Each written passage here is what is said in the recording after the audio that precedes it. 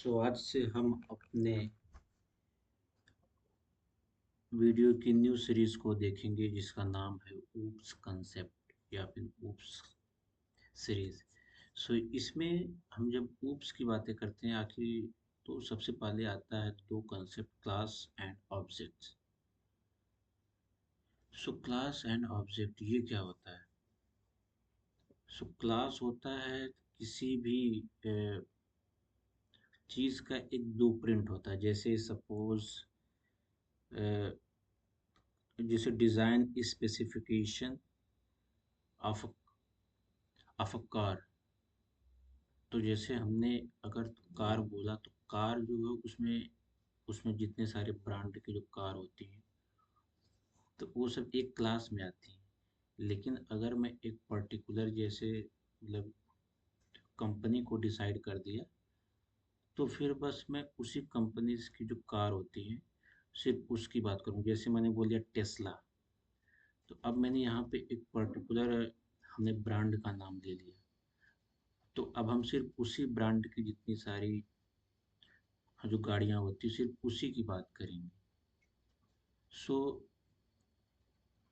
Class जो होता है एक यूजर डिफाइंड डेटा टाइप होता है, बिल्कुल एज ए स्ट्रक्चर की तरह, that serves as a blueprint और टेम्पलेट फॉर क्रिएटिंग ऑब्जेक्ट, या ऑब्जेक्ट को क्रिएट करने के लिए एक एक टेम्पलेट तैयार करते हैं, एक ब्लूप्रिंट तैयार करते हैं कि हाँ ये आपका क्लास है। अभी जैसे मैंने एग्जांपल लिया टेस्ला, तो टेस्ला क्या है? टेस्ला एक क्लास हो गया, लेकिन अब उसके अंदर जितने सारे जो मतलब जो कार्स है उसके जो अलग अलग जो एट्रीब्यूट्स हैं वो ऑब्जेक्ट होता है। यहाँ पे हमने एक चीज लिखा था क्रिएटिंग ऑब्जेक्ट, तो अब एक नया टर्म आ गया ऑब्जेक्ट। तो अब ऑब्जेक्ट क्या होता है? Object is a real instance of a class. जो ऑब्जेक्ट होता है मतलब कि वो क्लास के रियल जो इंस्टेंस होते हैं उसको वो डिफाइन करता है।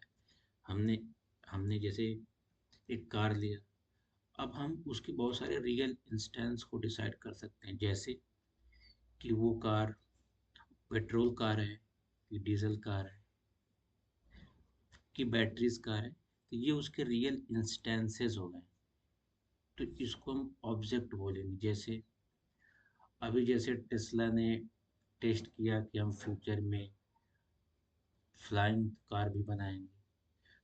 ये एक इसका एक तरीके से प्रैक्टिकल इंस्टेंस है जो अभी इम्प्लीमेंटेड नहीं है। हाँ, बट इन फ्यूचर ज़रूर ये पॉसिबल हो सकता है कि फ्लाइंग कार भी आपको देखने को मिल सकती है। ये उसके ऑब्जेक्ट्स हो गए। आई होप आपको डिफरेंस समझ में आ रहा होगा कि क्लास क्या होता है, ऑब्जेक्ट। क्लास जो होता है वो एक यूजर डिफाइंड डेटा टाइप होता है जो एक ब्लूप्रिंट होता है किसी भी मतलब जैसे प्रॉब्लम का या किसी भी प्रोजेक्ट का एक ब्लूप्रिंट या टेम्पलेट होता है। हमने जब मतलब जैसे कार बोला तो उसके अंदर सारे ब्रांड की जो मतलब कि कार की बात कर रहे हैं, लेकिन अगर हमने एक स्पेसिफिक ब्रांड का नाम ले लिया तो सिर्फ अब हम उसी ब्रांड की जो कार होंगी उसी के बारे में बात करेंगे। ये होता है बेसिक डिफरेंस क्लास और ऑब्जेक्ट। अब यहाँ पे एक चीज़ नोट करने वाली है, अगर आप नोट्स बना रहे हो तो इस चीज़ को ज़रूर से ज़रूर नोट करना, क्योंकि ये बहुत ही ज़्यादा कन्फ्यूजन होता है। अगर हम स्ट्रक्चर के बारे में बात करते हैं तो सिनेरियो कुछ अलग हो जाता है, अगर हम क्लास के बारे में बात करते हैं तो सिनेरियो कुछ अलग हो जाता है। अगर हम स्ट्रक्चर के बारे में बात करते हैं, जो हमने इसके पहली सीरीज में ये इसकी प्रीवियस सीरीज में देखा था कि स्ट्रक्चर। स्ट्रक्चर्स के अंदर जब हम कोई मेंबर वेरिएबल या फिर मेंबर फंक्शन बनाते थे तो बाय डिफ़ॉल्ट उसमें क्या होता था कि बाय डिफ़ॉल्ट जो उसके मेंबर वेरिएबल या फिर मेंबर फंक्शन होते थे वो पब्लिक होते थे।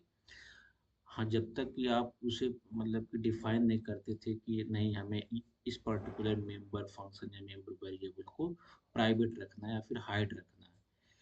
बाय डिफ़ॉल्ट इसमें क्या होता है, स्ट्रक्चर में आपका जो मेंबर फंक्शन है मेंबर वेरिएबल जो बनता है पब्लिक होता है, लेकिन क्लास के सिनेरियो में अलग होता है। क्लास जब हम बनाते हैं तो उसमें जो होता है बाय डिफ़ॉल्ट जो आपका मेंबर वेरिएबल या फिर मेंबर फंक्शन होता है वो वो प्राइवेट बनता है। हाँ, जब तक कि आप उसे डिफाइन नहीं करोगे कि नहीं हमें इस पर्टिकुलर मेंबर वेरिएबल या मेंबर फंक्शन को हमें इसे पब्लिक करना है, तो इससे ये समझ में आता है कि जो क्लास आपका होता है वो ज़्यादा सिक्योरिटी देता है एज कम्पेयर टू स्ट्रक्चर, क्योंकि यहाँ पे बाय डिफ़ॉल्ट जो आपके मेंबर्स वेरिएबल और मेंबर फंक्शन होते हैं वो प्राइवेट होते हैं और यहाँ पे आपको डिफाइन करना पड़ता है, तो ये चीज़ें काफ़ी डिफरेंस क्रिएट करती हैं स्ट्रक्चर और क्लास में। और दोनों का बिल्कुल जो कोड होगा बिल्कुल सेम ही होगा, बस ये होगा कि स्ट्रक्चर की जगह पे अब हम क्लास लिख देंगे और उसके अब हम जो वहाँ पे मेंबर वेरिएबल बनाते थे अब हम वहाँ पे ऑब्जेक्ट बनाएंगे। ऑब्जेक्ट मतलब उसका एक रियल डेटा टाइप होगा या फिर रियल उसका वेरिएबल्स होगा, उसको हम कोड में जब हम आगे देखेंगे तो सीखेंगे कि ऑब्जेक्ट कैसे बनाते हैं, क्लास कैसे। तो अब आपके दिमाग में एक क्वेश्चन आ रहा होगा अगर आप यहाँ तक इस चीज़ को सीख लिए हो कि जब स्ट्रक्चर और जो क्लास का बिल्कुल जो स्ट्रक्चर जो बनावट होती है जो उसका मेथड होता है उसे इम्प्लीमेंटेशन उसका बिल्कुल सेम होता है, तो क्लास की नीड क्यों पड़ी? हम स्ट्रक्चर से ही तो अपनी प्रॉब्लम को सॉल्व कर सकते थे, तो क्लास की नीड क्यों पड़ी? ये बिल्कुल जायज़ क्वेश्चन है, ये आपके दिमाग में आ सकता है कि हमें क्लास की नीड ही क्यों पड़ी जब बिल्कुल मतलब उसके सेम फंक्शन सेम मेथड है उसको इम्प्लीमेंट करने का। हाँ, बस ये है कि हम वहाँ पे जो स्ट्रक्चर का नेम देते थे अब वहाँ पे क्लास दे देंगे और जो उसके मेंबर्स वेरिएबल्स बनते थे अब हम वहाँ पे इसको ऑब्जेक्ट का नाम दे देंगे। तो जब आप इस सीरीज़ को जब धीरे धीरे सीखोगे तब जाके आपको मेन डिफरेंस आएगा कि हाँ जो क्लास के अंदर जो बहुत सारी जो प्रॉपर्टीज होती है जो बहुत सारे जो फंक्शंस होते हैं जो स्ट्रक्चर फुलफिल नहीं कर पाता है। और सी प्लस प्लस में जो होता है वो आपके ऑब्जेक्ट ओरिएंटेड प्रोग्रामिंग लैंग्वेज है, तो क्लास का तो कंसेप्ट यहाँ पे बनता ही बनता है। और इसका एक एडवांटेज ये है कि जो आपका सी प्लस प्लस है वो स्ट्रक्चर्स को भी फॉलो करता है, लेकिन जब आप धीरे धीरे इस चीज़ को सीखोगे तो आपको समझ में आएगा कि जो क्लास होता है उसके अंदर बहुत सारी ऐसी एडवांस प्रॉपर्टीज होती हैं जो स्ट्रक्चर में पॉसिबल नहीं है। सो आज ये इंट्रो वीडियो था, आप इसे ध्यान से समझना और इसे एनालाइज करना।